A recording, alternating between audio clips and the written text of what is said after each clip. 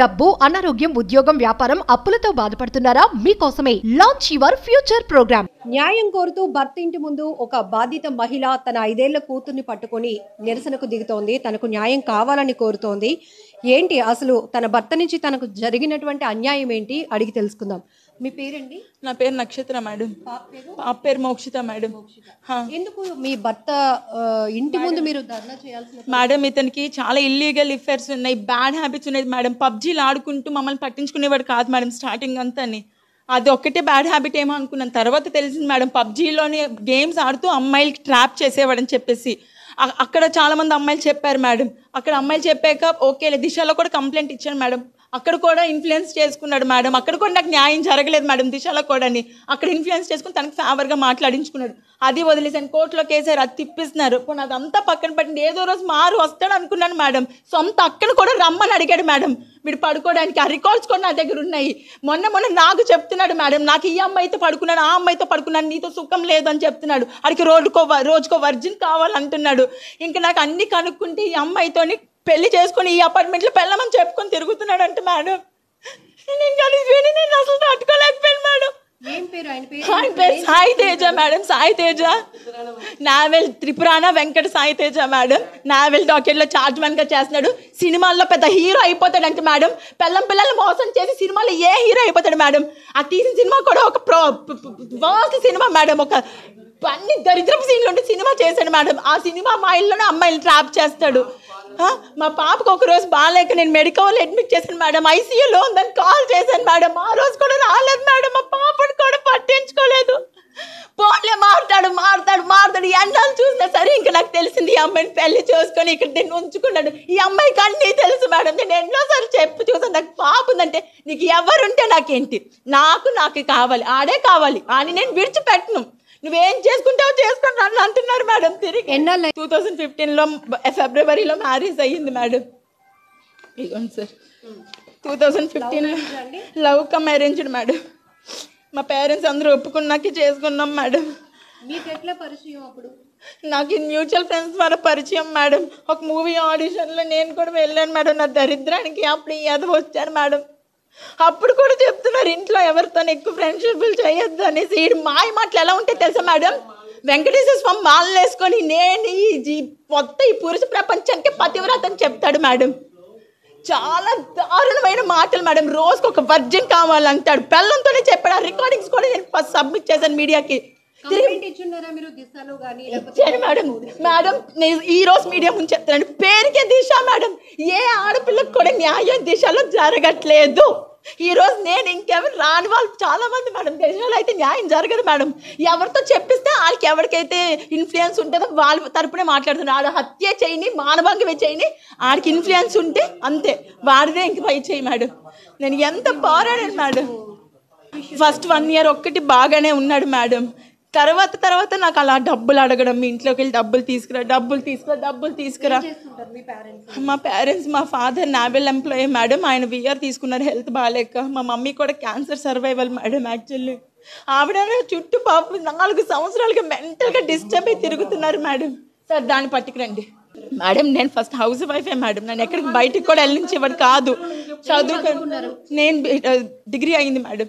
నేను డిగ్రీ చేశాను. నేను ఇప్పుడు వర్కింగ్ కూడా టీచర్గా వర్క్ చేస్తున్నాను మేడం నవ్యాంధ్ర స్కూల్లోని. నేను ఎంత ట్రై చేశాను మేడం.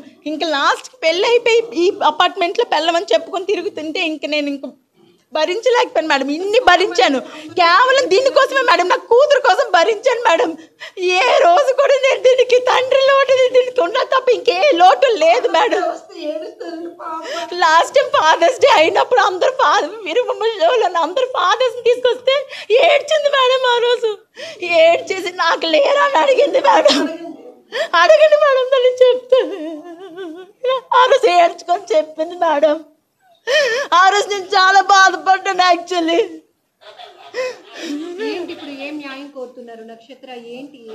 మేడం మీడియాకి నేను దాన్ని పెళ్లి చేసుకున్నానని స్టేట్మెంట్ ఇచ్చాడు మేడం. ఇలాంటి ఏం చేయాలి సొసైటీ, మీరే చెప్పండి మేడం. నాకు ఇంత అన్యాయం జరిగినందుకు నా లైఫ్ అంతా స్పాయిల్ చేసేసాడు మేడం. అది నాకు తిరిగి చెప్తుంది, నీ సంగతి ఎలా తేల్చాలో నాకు తెలుసు అంటుంది ఇప్పుడు లోన. అంటే రేపు నాకు కానీ నా ఫ్యామిలీకి కానీ నా కూతురు కానీ థ్రెట్ ఉంది మేడం. నన్ను ఏమైనా చేసి చంపేస్తారు మేడం, డౌట్ లేదు. ఈడు కానీ అది కానీ అందరూ నన్ను చంపేస్తారు మేడం, నా కూతురి నా ఫ్యామిలీ. వాళ్ళ సపోర్ట్ ఉన్నది మేడం. ఎంతవరకు అంటే నేను బాగా మాట్లాడినంత వరకే. ఆ అబ్బాయి గురించి అని మాట్లాడితే వాళ్ళ నాన్నగారు సపోర్ట్ చేయరు మేడం. తెలుసు మేడం, అన్ని వినిపించాను ఆయనకి, అన్నీ తెలుసు.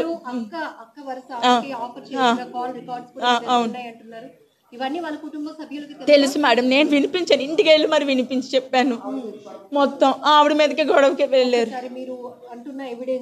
మానసికంగా రోజు చచ్చిపోయి ఇంట్లో ఏడుస్తుంటే తల్లిగా నేను చూడలేకపోతున్నానండి. అదే స్నాప్చాట్ అట్ట చూడగానే అప్పుడు మాయమైపోద్దట, అది కనిపించదట. చూసేసి నాకు చెప్పి ఏడుస్తుంటే తల్లిగా నేను ఏం చేయగలనండి. అలాగే రోజు పిచ్చిదైపోతుందండి మానసికంగా.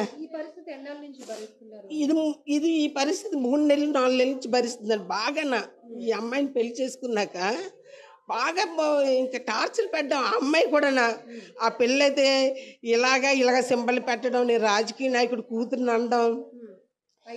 అయితే రాజకీయ నాయకుడు కూతురు నేను ఏమైనా చేయగలను, నువ్వేం చేసి పీక్కుంటావు, నా కూతురు ఉందే, నువ్వు పెళ్ళైనడే అంటే నీకు సెకండ్ నాకు ఆడే కావాలి. నా ఇంటి పేరు కూడా నేను మార్చుకున్నాను, త్రిపురాణ అని. ఆ అమ్మాయి వెస్ట్ గోదావరి అమ్మాయి ఇటు కనుక్కుంటే, రాజమండ్రి అమ్మాయి. తెలియదండి, నాకు బ్యాక్గ్రౌండ్ ఉంది, నాకు రౌడీలు ఉన్నారు, పొలిటీషియన్ కూతుర్ని, నాకు బోల్డ్ డబ్బు ఉందని బెదిరిస్తుందండి ఈ అమ్మాయి. రోజు నేనేం చేసుకోవాలమ్మా, నా కూతురు కోసం బతుకుతున్నాను, లేకపోతే మీకు ఎవరు చెప్పకుండా చచ్చిపోతున్నాను ఈ రోజు ఏడుస్తుందండి. తను పాస్కి వెళ్ళి నేను కాపలా ఉంటానండి. నేను కూడా అంత బాగాలేని మనిషిని. టాయిలెట్కి వెళ్ళేస్తే నేను కాపలా వెళ్తానండి, భయం ఏం చేసుకుంటుందో అని. మొన్న 4 రోజులు భోజనం మానేసి 5వ రోజు తిన్నప్పటికీ అదేదో ఫుడ్ పాయిజన్ అయిపోయింది, ఇంకేం తినేసిందో తెలియదు. మొన్న మేడం మొత్తం వీడియోలు ఉన్నాయి. బెహరా హాస్పిటల్ ఉంది కదండి, గోపాలకృష్ణ దగ్గర రాత్రి అంతా ట్రీట్మెంట్ అయిందని కావంటే అలా అక్కడ ఇస్తారు సాక్ష్యం. 2 రోజులు 3 రోజులు హాస్పిటల్లో ఉంచి పంపించారండి, ఫుడ్ పాయిజన్ అయిందని చెప్పారండి. ఎవరో కొంతమంది మగవాళ్ళకి వ్యసనాలు అన్నది చూస్తూనే ఉంటాం. కానీ నేను కూడా విన్నాను ఆ కాల్ రికార్డ్స్, అతను మాట్లాడుతున్న తీరు. పిల్లలు ఎవరికైనా పుట్టేస్తారు అంటే ఈ భాష మీడియా ముందు కెమెరా ముందు మాట్లాడకూడదు, కానీ అతని మీద ఎంత అసహ్యం వేస్తుందో, ఏం జరిగిందో భార్యాభర్తల మధ్య తెలియదు. కానీ మరి పాప అని ఈమె అంటుంటే 2 చుక్కలు లోపలికి వెళ్తే ఎవరికైనా పుట్టేస్తారు, ఎలాగైనా పుట్టేస్తారు అంటున్నాడు. అసలు అతను మనిషేనా? అతను ఫేస్ లో ఉన్న బ్యూటీ క్యారెక్టర్ లో కోసన కూడా లేదు అనిపిస్తోంది. చాలా దారుణంగా. ఏంటమ్మా ఏ సందర్భంలో అంటున్న మాట్లాడు? భార్యకి సెక్స్ చేయడం రాదు అంటాడండి. పాప ఎలా పుట్టిందంటే 2 డ్రాప్స్ వేస్తే కొద్దివాళ్ళకి కూడా పుట్టేస్తారు అంటున్నాడండి. ఆడు వాళ్ళ అమ్మకి అలాగే పుట్టాడండి. ఆడు మనిషే కదా, అమ్మకు పుట్టినాడు ఏమన్నా అలా మాట్లాడుతాడండి. ఒక సంవత్సరం ఆ మాటలు వింటే అది విని పిచ్చిదైపోయిందండి నా కూతురు. అమ్మ నాకు అది అంతే తల్లికే చెప్పుకుంటుందండి పిల్ల. వాళ్ళ నాన్నకి వాళ్ళ తమ్ముడికి ఏడు చెప్తామండి. ఇప్పుడు వచ్చేళ్ళకి మీరు ఎంత బాధపడుతుందో తెలియదండి. బయట తిరిగిన వాళ్ళకి ఏం తెలుస్తుందండి. తల్లిగా నేను అనుభవిస్తున్నాను. దాని ప్రతి క్షణం అనుభవించిన నరకం దాంతోపాటు నేను అనుభవిస్తున్నాను. ఏమైపోతుందో పాప ఉండబట్టి నా కూతురు బతికిపోయిందండి, లేకపోతే పాటికి ఏమైపోయిందండి. నేవల్ డాక్యార్డ్లో జాబ్ కూడా మీరే వేయించారట? అవునండి, మాకు తెలిసిన వాళ్ళ ద్వారా నేవల్ డాక్యార్డ్లో మేమే వేయించామండి. మేమే వేయించాం. వాడికి అసలు గతి లేని వాడు, బ్యాక్గ్రౌండ్ లేదు, ఏమీ లేదు. సుజాత నగర్ అండి, సుజాత నగర్లో ఉంటారు. అది ఏ కాలనీ అంటే చెప్తానండి, సుజాత నగర్లోని సుజాత నగర్లో ఉంటారు. వాళ్ళ నాన్నగారు వాళ్ళ అమ్మగారు అన్నయ్య ఇద్దరు. వాళ్ళ నాన్నగారికి 2 భార్యలండి. ఫస్ట్ భార్య అయితే విడిపోయిన తర్వాత ఈ 2వ భార్య చేసుకున్నారు. వాళ్ళు పర్వాలేదండి, వ్యక్తిగత వాళ్ళ నుంచి మాకు ఎప్పుడు ఏం అనిపించలేదు, ఇబ్బందులు లేవండి. వాళ్ళు కూడా భార్యను చూసుకోరని వాళ్ళ నాన్నగారు చాలా చెప్పి చూసారండి. లాస్ట్గా అతను చెప్పిన రికార్డులు కూడా ఉన్నాయండి. అలాంటి అదో నన్ను ఏం చేయంటారమ్మా, వదిలేయండి అమ్మా, అలాంటి అదో సచ్చాడని వదిలేయండి అమ్మా అని చెప్పిన మాటలు ఉన్నాయండి వాళ్ళ నాన్నగారు కూడా. అవి ఇమ్మని ఇస్తాము. వాళ్ళ నాన్నగారు కూడా అదే చెప్పారండి, సచ్చాడని వదిలేయండి అమ్మంటే. మా అయ్యగారు నా పాప పరిస్థితి, నా పరిస్థితి ఏంటని అడిగిందండి. అడిగితే నేను ఏం చేయమంటానమ్మా, అలాంటి గాలి అదంటే వచ్చి నా కూతురికి మా ఇంట్లో వాళ్ళందరూ వద్దని చెప్పారండి. లవ్ మ్యారేజ్ వద్దు అని. ఈ పిల్ల ఏమైపోద్దని చేసామని మెయిన్ అండి. నాకు పాప బాబు అండి. నక్షత్ర పెద్దది. ఎప్పుడు వెంకటేశ్వర స్వామి మాల వేసుకుని వచ్చేవాడండి. ఆ సుజాత నగర్లో వెంకటేశ్వర స్వామి గుడికి వెళ్ళేవాడు. ఆ పంతులు గారు చెప్పారట, నీకు ఈవిడే భార్య అవుతుందని చెప్పారు. నువ్వే నా భార్య అవట అనుకోని అది ఒక మాయలోకి తీసుకెళ్ళిపోయాడు. మాల వేసుకుని వచ్చి ఫోన్లే పిల్లడు మంచోడు మాల వేసుకున్నాడు అంటే ఏ బ్యాడ్ హ్యాబిట్స్ ఉండవు అనుకున్నాను. కానీ దేవుని ముసుగులోని ఇంత వర్స్ట్కి వచ్చి సమాజానికి మేము చెప్పలేదండి. ఇప్పుడు మీ ద్వారా సమాజానికి తెలియాలి.